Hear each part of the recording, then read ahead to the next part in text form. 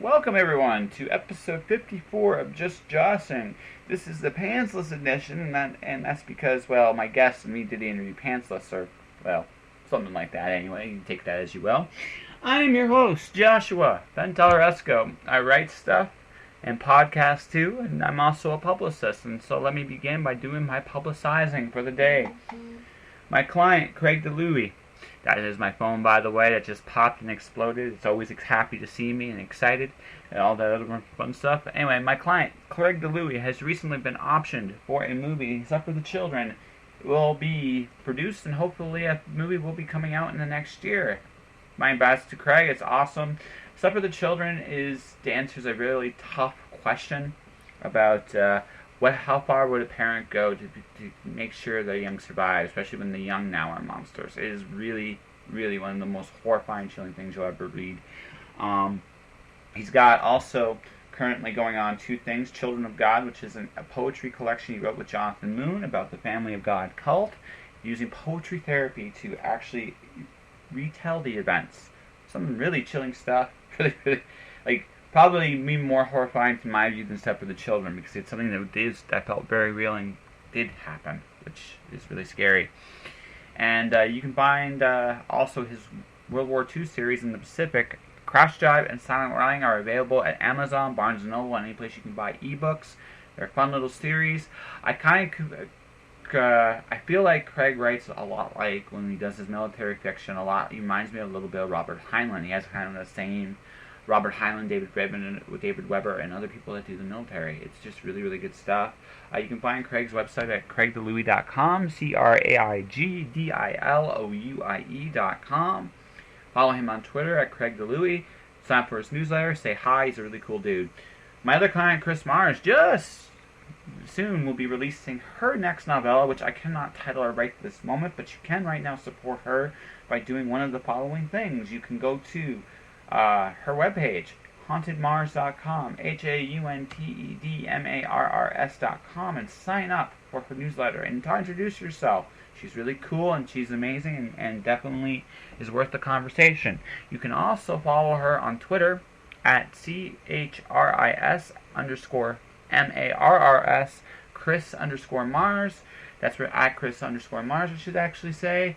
Also sign up for her newsletter and pick up Wild Woman, which is part of the exact wording is the Journal Stones Double Down series. Gene Colan's on the front, but really the better story is the one on the back with Chris Mars. It's just my opinion, but that's the way I see it. So just buy the book, buy the story, do stuff. All right. So, what can I talk about with me this week? There's just a lot I could mention, bring down. Why don't we get the more recent stuff? Just Joshing is going live. That's right, Just Joshing is going live November 10th at Owl's Nest Books. I have not actually looked at trying to get guests to come on board. I have one confirmed. I'm going to try to get two more. I'm going to do a 1-hour talk show-like segment, which is going to be like my podcast, live and in person. I'm hoping to recruit some really cool people. I have a few ideas, and, that's kind of cool. What else can I talk about?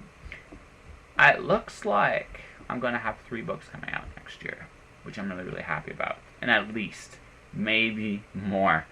A lot of things seem to be coming to a head, and that's going to be worth mentioning. And, I'm really excited. A lot of cool things that way.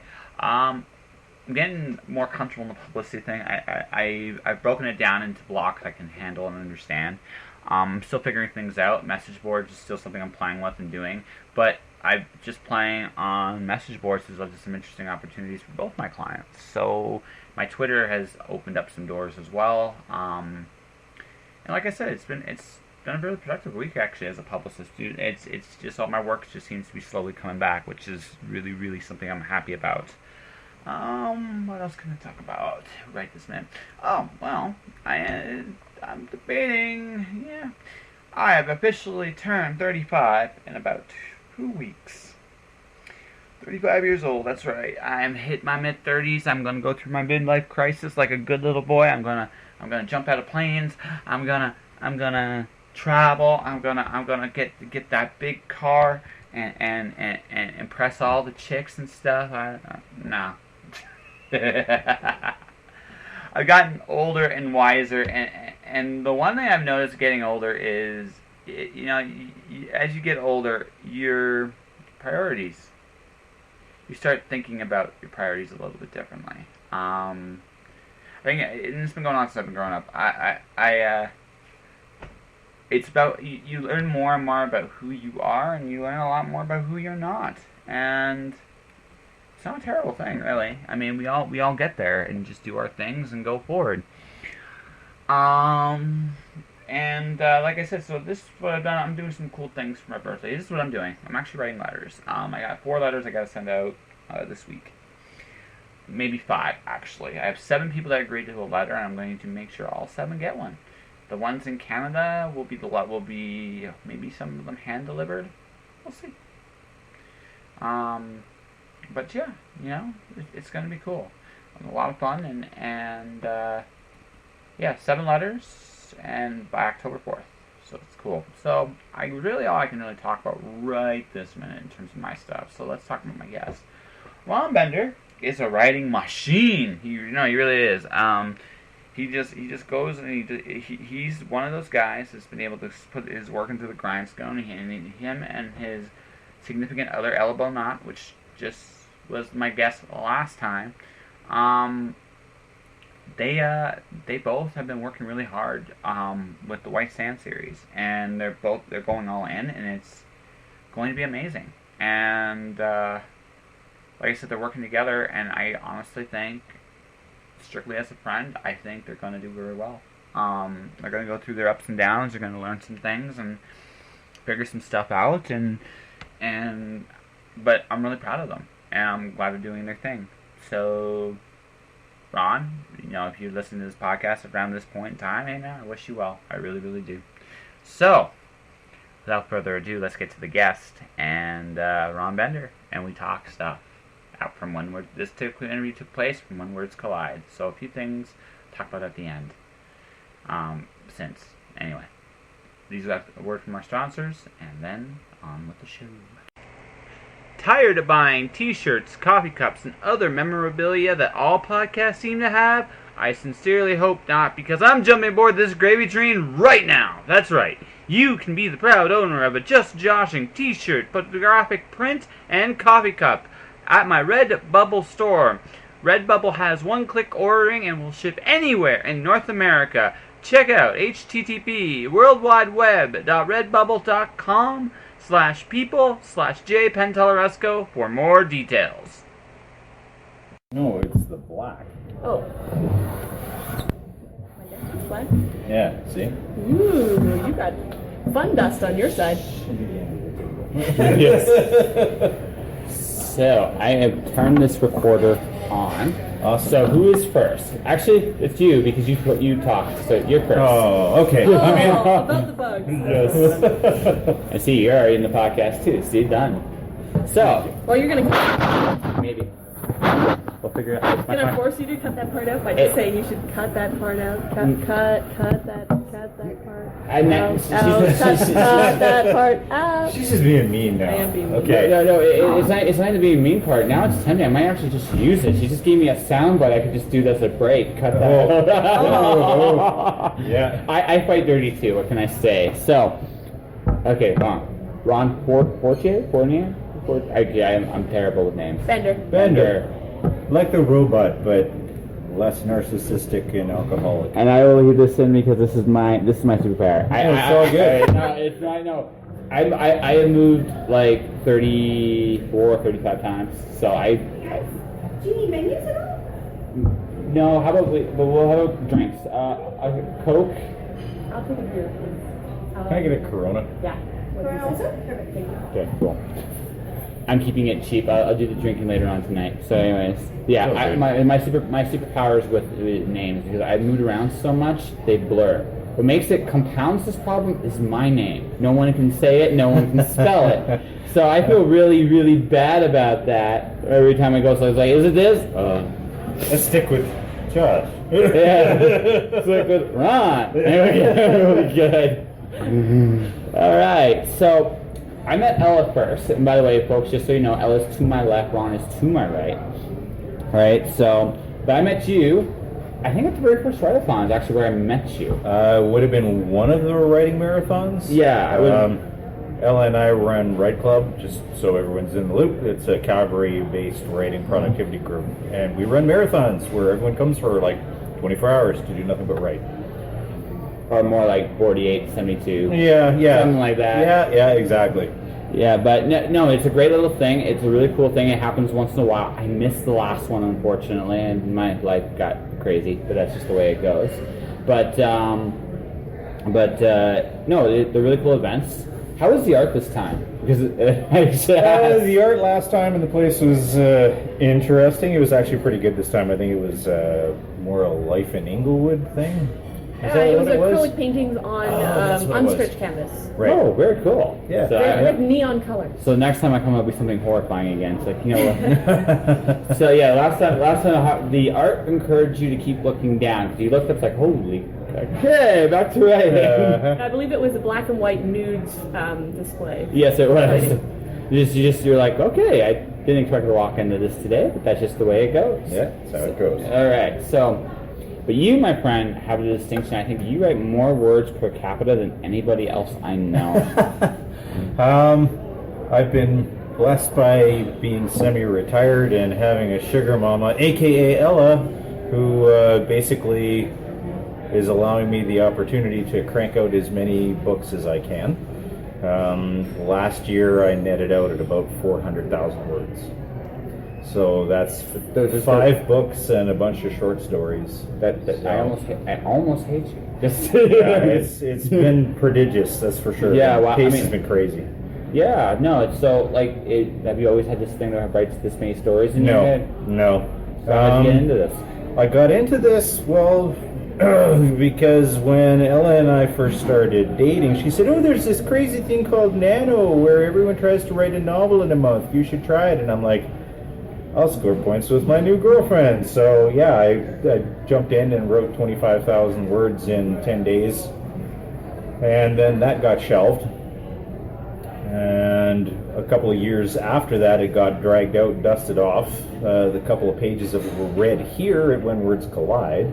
Jack White read at a slush pile, and everyone was just blown away. So I'm like, okay, I guess I can do this. And since then, I've been writing pretty much every day. Like every day. Well, that's good, though. I mean, I wish I had, like, myself personally right now, with the way things have gone, I don't always have the luxury of writing every day anymore, and it bothers me a little bit. It's just, but just the way everything's kind of evolved with me, it's just, I have had to relearn how to reschedule myself. Yeah. Well, the ability to turn on and off the writing has been absolutely crucial to learn. There is no such thing as wait for the moment for me. It's like, I have a moment. And you just get out your laptop, or you sit your butt down, or. No, and I've done that too. Like when I used to work at a gas station. I used to work 2 jobs. One job was like 3 in the afternoon. I worked till like 7 in the morning because I would do 2 jobs at some of those days. So I literally would only have an hour a day. So I would just crank out. Might be a couple hundred words, but I still cranked out a couple hundred words. That's awesome. Yeah. That is awesome. Yeah, that's what I did. That's what I did when it was really busy. It's just right now. Well. These guys were at the party where I became a publicist, and with everything else I seem to find myself doing, it just gets really, really hard. Torn in too many directions, man. That's pretty much it. Look, I mean, Edge just contacted me because I'm good at pushing things, right? Yeah. They wanted me to push their Kill Jack White contest on my website, and while I don't generally have a problem with that, it's setting off an alarm bell in my head too, because I'm good at it and I like being good at it, but I'd rather write. You know what I mean? And it just and there's a line I'm very conscious of with me, right? I can't, and so you've gotten to the point where you're past that now. You're just focusing on the writing. Yeah. Which I am very, like, a little bit envious of, but you know. But I understand too. You got the opportunity and you're taking advantage Yeah, of it. definitely taking it. While I have the ability to do so, I'm going to continue to turn out words. No, I don't blame you one bit. And you're about ready to go, right? Yeah, end of September, going to have book 1 come out, and then book 2 comes out end of October. Book 3 comes out. What did we decide? November, and then it'll be January when book 4 comes out. So the entire story arc is like 5 trilogies long, but they're all standalone books. So, okay, so I got some questions about the strategy then. Sure. So, most people has a tendency to at least 1, set some time, at least 2, set some time. I know you're really ahead, and I know how really ahead you are, but, so why all at once like this? Well, I don't have a lot of social media presence, and you're helping with that, so thank you. Yes. I don't have a lot of traction in terms of anybody knowing who I am, and the fastest way to do this and to appeal to the market, particularly binge readers, is to make sure you have regular content coming out. Okay. And quick. No. I mean, you definitely have to speak for it. I'm not going to dispute that. Thanks, but you're flattering me. I am the slowest typist on the planet. That's why I pre-wrote 5 books so that I can release so many back to back to back. It usually takes a lot. Well, calculated it out the other day, and from first keystroke to final edit with the back copy stuff done, nets out at about 11 to 12 weeks. Do you know how many authors are jealous that you actually said that? That's actually very quick. That's a very quick turnaround. Yeah, actually. I'm lucky. I'm going to marry my editor and the person who does all of the back copy. No, I'm just saying because no, I mean that's incredible because okay, I'm doing like my 3rd book, like all right, I'm going slower on this one because it's the last one. That's part of it. That's somewhat by design because I want to make sure I end it on the best note I can possibly end it on, but. Even with me, like the first book took me 6 to 7 months, and the second book was a little longer, and just because it was a little bigger and it had a little bit more bells and whistles to play with. Sure. And I found sequels are tougher to write than the first ones a little bit. Yeah. You're trying to balance everything. It's tricky. And the third one, like the last one, I'm trying and now like this is my last book. So what I'm trying to do is appeal to what came before. I have to serve that master, but I also have to serve the master of this is the last story, at least for now, in this world. I want to go out the best possible way, the best possible story I can do. Yeah. Right? So I've been going slower. Also, there's also just a small part of me that's sad, because it's my first series and it's done, and I'm like, well, what's next? You know what I mean? Yeah. But that's a lot plays a factors in my speed. But the thing with you is, I mean, you got 15 books, and you're doing them in like a 3 month increments. I mean, that's Azanovian, like legitimately. It's clay. Yeah, it's a fast way to build a backlist. Yes, it is. No, it totally is. I mean, strictly just from strictly as a wordsmith point of view. That is impressive, like unbelievably impressive. And I will be interviewing your partner in crime in the next podcast. And the very first thing I'm going to ask her is, "How do you sleep?" She doesn't. She's like the gnomes in Zurich, constantly awake. Yeah, I know. That's it. So where did your love stories come from? Like you got into this from an NaNoWriMo, but I had to have like an interest, like some kind of background in literature, television. Like, what did you? What drew me into stories, particularly for Cyberpunk? Yeah. Cyberpunk. I do role-playing games, dice and paper and pencil role-playing games, and I've been playing them since 1977 when TSR came out with, I think it was their 2nd edition box set. Mm-hmm. Just crazy. And I've played so many different game systems, I just ended up latching onto one that was doing what I thought was really cool, and just started playing, a shameless plug for Steve Jackson games for GURPS, and played the heck out of their Cyberpunk, and just love it. So based on their rules, I created my own environment, and and set everything in that mix. So That's really cool. yeah. So, what's your favorite game? My favorite game system? Yeah. Well, it would still have to be like their 4th edition stuff is pretty cool. I haven't played that. Pretty cool. For me, the game systems I'm most familiar with, I GM Shadowrun. Nice. I enjoy it. I introduced the Fae in Shadowrun. It's actually I've had a lot of fun tormenting my player group when I do it. But I also play Exalted, which is an interesting little system in and of itself. The new system is actually really interesting. I like it a lot. And I have a steampunk game I actually kickstarted for it. I actually have to try at some point. That's cool. Yeah. So I've been gaming off and on since the late '90s. So. Kickstarter's pretty awesome. You can find all kinds of interesting Kickstarter's stuff. candy. I can't go. I'm not. No, seriously. I give myself. I give myself Kickstarter purchases literally once a year. That's it. Nice. Well, no, I can't. You got a budget, and then this is going for something. Well, no. Well, for me, like the last little bit, like for me, I mean, I've gone through personally a big evolution. I'm getting rid of a bunch of my stuff now that I've gotten a little older and wiser, or something to that effect. I just, I don't know, wiser is the debatable part, but we'll say I've gotten a little older, and I just realized that there's a lot of stuff I have I'm not going to enjoy again anytime soon. So I got rid of a bunch of video games. Well, books was tricky. See, here's the thing. I'm connected to the community on so many ways now. It's either I keep their books or I keep the books I haven't touched in years. Books I haven't touched in years went out the door. I actually said goodbye to Jim Butcher because it's like, I'm never going to get to you. Ever. So, goodbye. Yeah. Because, I get, you might, if I get your book, you might beat me if I sold it to Bear's Fair.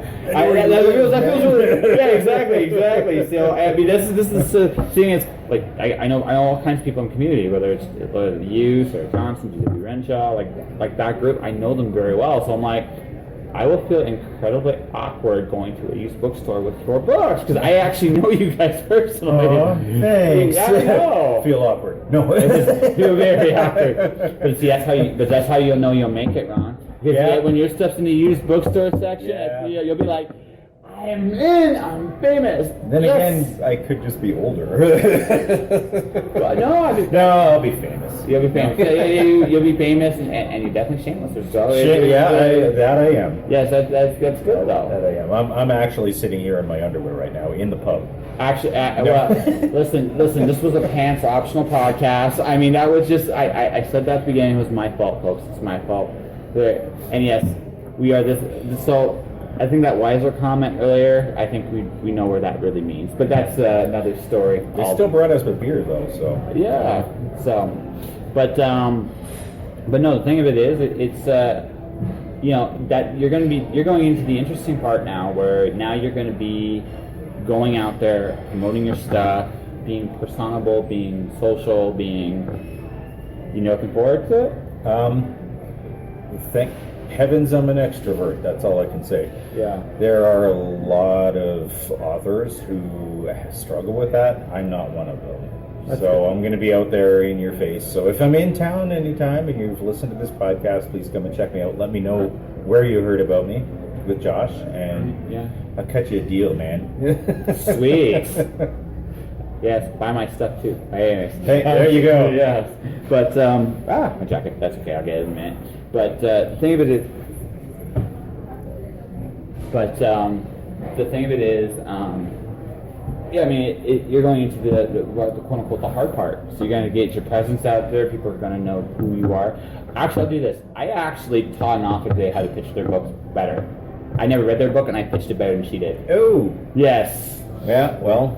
So let's play a little game right now. My personal philosophy of selling a book is you have to answer 3 questions. If you can answer these 3 questions, you can sell a book. Who are you? What do you offer? Why should I care? Wow. See? Okay. So those are the Who am I? My name is Ron Bender, and I'm an author locally based in Calgary. Okay.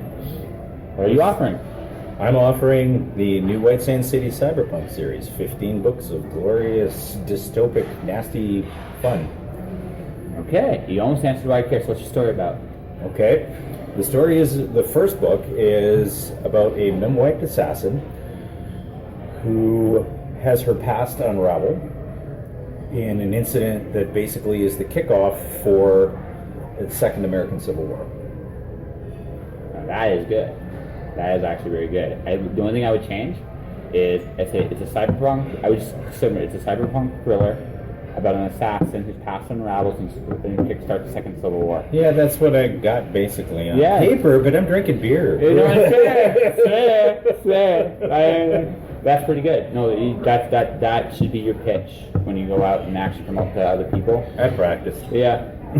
She coach you? No. No. I actually wrote that myself. High five. Yeah. I didn't have my editor massage that for me. It's pretty much... No, yeah. that's really good. Why 15 books? I have to ask that because I mean, It's the Second American Civil War. You have to do the run-up, like, the North and the South and the gray and the blue. It's big. yes. We've got 4 point-of-view characters spanning everything for the run-up. And the climax for it is going to be crazy because it's going to be almost triple the size of the other books just to try and get the end of it run out properly. So let's go to the only other 15 book series I'm aware of right now. Okay. The Wheel of Time. He had stuff for the second book plotted to 15. Like, how well plotted is this? I mean, do you have kind of some surprises? Do you got? Oh yeah. Yeah. Well, you're looking at the collapse of a civilization from the eyes of different people. And their realities and their experiences in that environment are going to be very different. Now, sure, the plots cross, and the characters might bump into one another, but the city that it all happens in, New White Sands, is going to be the backdrop for when it all hits the fan. So, yeah, it's going to be pretty... I'm stoked. Yeah. Put it that way. Yeah. Yeah. All right. So how do you plot stuff then? I should ask this: are there some things that still give yourself room for some genuine surprise? Oh, the tech always gives me a surprise. What I do is I spend about an hour to 3 hours a day reviewing all kinds of websites to see what's coming out in terms of so-and-so is making an announcement. Yeah, the guys at the DARPA website, they actually have got restrictions on how many times a month you can log in unless you're a contractor, and I use that every time because I'm looking to see what they're looking for bids for and saying, okay, what happens if this becomes a commercially viable product? What does that do to the marketplace? How are people going to survive with this particular thing coming out?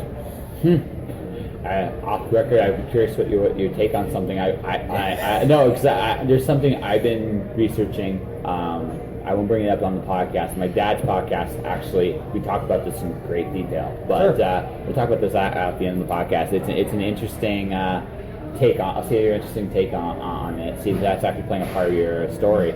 So, but beyond all that, so you got 3 books at the end of the year. Yep. 3 books coming out at the end of the year. and then a short break, and then the next one starts in January. So how big is your tour? Are you going to just doing local? Are you going to start local? Or are you going to go broad? Like, you have a master plan mapped out there?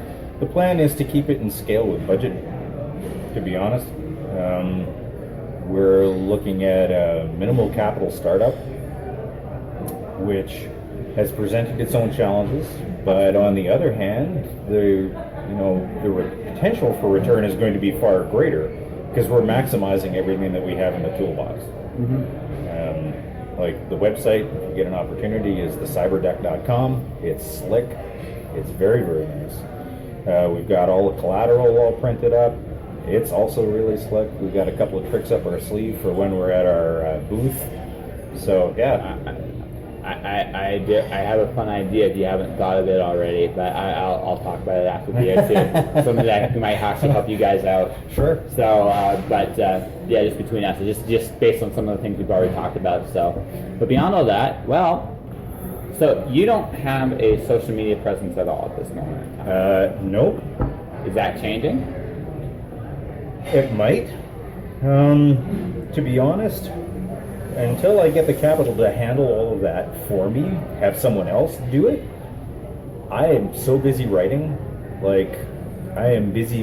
No, I understand. The only reason I'm bringing this up is reach. Oh yeah, Yeah. no, I completely understand the concept of reach. Yeah, I know that I- reach, platform, all of that I get. Yeah. But for me, blog time takes time away from words on the page, and I'd rather have books finished. I wasn't actually thinking blog in your Okay. case. I was thinking just Twitter and Instagram. Ah, Because Yeah. the thing about here's the thing about Twitter. As long as you don't come off like, please buy my book every so often, and you just occasionally just tweet, it could be about anything. It could be about how beautiful your wife is. It could be like you get points with her. It could be about something you like something random. She said the same thing, that I need a Twitter feed. Yeah, no, I said it too earlier this weekend as well. Like I'm not talking. There's things on the plate. Yeah. It's just I have to try and figure out how I'm gonna get it to go. So I still need to wrap my head around it because I'm too busy in my own world writing. Fair enough. So when I talk to her, I'll do some quick suggestions there too. No, and then on that note, my advice on that: get at least a Twitter, and if you get it, we will I'll promote the heck out of it for you. Try to get you started at the very least. But beyond all that, so do you say your website again, and we'll close off your interview with that. Well, that's thecyberdeck.com. .com. And look for me soon on Twitter. Yes. And that'll do interview one. Okay. All right, thanks, man. All right. I have a fun idea for you, and I know this might be more about this. This is definitely a side project, not a long-term project, but it's an interesting marketing tool. Okay. We're talking RPG, right? Why don't you build one? Warrior's World. Yeah, I thought about that actually. No, because why not? If you get it that way, then your novels are not just selling novels now. You're cross-marketing. You're cross-marketing. Yeah. You're creating a. The thing I love about Cyberpunk is it creates this really.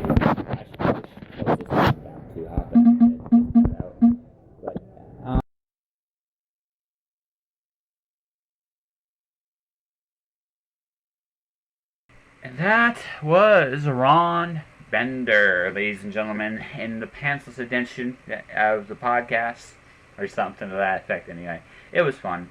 Ron's a cool dude, he really is. Talk about a couple things here.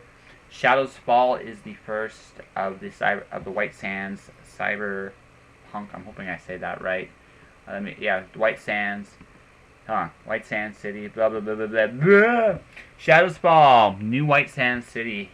Right, is the series. It's the full series. It's a 15-book opus, and it's amazing. It really, really is. So there's 15 books. The first 3 are coming out in the fall. Shadows Fall, which is book 1, is going to be available for pre-order, I think right now, actually. I have to check to be absolutely sure. But you can check out that information at worldwideweb.thecyberdeck.com. TheCyberdeck.com. You can follow Ron on Twitter, because he didn't have a Twitter when we did this interview, at author Ron Bender. He's not doing Twitter just yet, but eventually he will be there, and he will be active, and he'll be really cool. Ron is a great guy. He's a really nice guy. He lends your ear. We get some really cool technological fun stuff, and he's got a really cool take on the writing community in Alberta, which I think is really always neat when I chat with him. But yeah, beyond all that, it's another episode of Just Joshing. Real quick, if you want to support this, subscribe to my podcast, or buy a shirt, buy some merch, buy my books, support my clients. Do the things that help me help you to keep this as a regular thing. My next guest is going to be another return, Chadwick Ginther. He will be up probably Monday or Tuesday, and it'll be fun. Until then, guys, stay inspired out there. Live in the moment. Face your fears. Face the things that can hurt you, but face the things that also drive you. Because with those together, you'll truly, truly feel alive. All right, stay inspired out there. Josh.